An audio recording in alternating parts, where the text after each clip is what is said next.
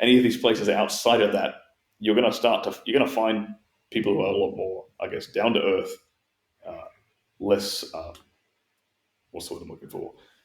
Less, maybe less narcissistic, maybe a little bit less egotistical, maybe a little bit less superficial. That was the word I was looking for. Definitely a level of fakeness in the city. The acting of. And you can have you can you can definitely have fun. So there's you have to weigh up the pros and the cons. Like, big cities, you're going to get there's a lot more people, women you can interact with on a far more frequent basis, like you said, at bars and clubs and things like that. And the beautiful thing about England is that there's there's pubs everywhere, and the women actually frequent the pubs. So there is actually plenty of opportunity for you to practice your social skills and just walk up to a pretty lady and ask her out, or walk up to a pretty lady and ask for a name and for a number, and just practice it. And more importantly, get practice at getting rejected, because you're going to get rejected. Everybody's going to get rejected. Everybody does. The most handsome men I know still get rejected.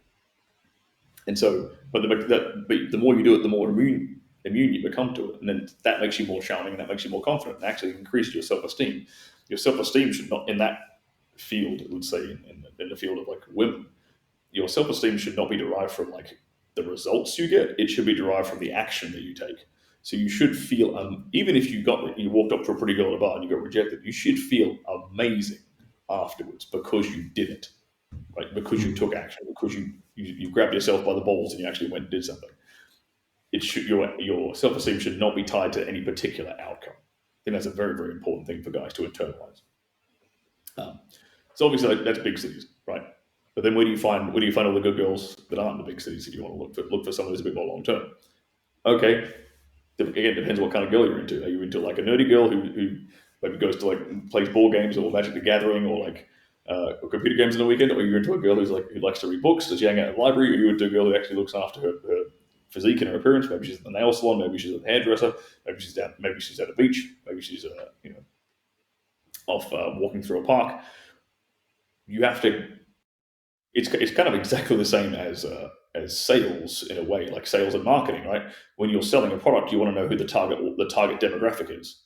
Like, okay, if for example with my products, right, my target demographic is men between the ages of 25 and 35 who are interested in relationships, dating, improving, or have some kind of problem in the bedroom. That's basically my target demographic. So if you're looking for a particular type of woman, then the first step is to find out what you're actually into. Like, do you have, because that will give you standards for a start, and it'll allow you to vet women a lot better too for like long term relationships. Okay, so have a criteria, list of criteria of the kind of woman you're even after. What are her interests? What are her hobbies? What's her age? Where is she from? Things like this, and then you can actually start practically uh, dialing in where those women actually are, and then and then keep practicing. I love that way of looking at it. It's like you should be proud of that you did it rather than the result of it, and because so many guys, they beat themselves up because she said no. It's like, well, there's 7 billion women on the planet, or whatever it is. Like, there's another one there. I used to do the one night. So, I can't think about the time I wasted going back to it, and I'm probably now still have bullshit that I'm, stuck on.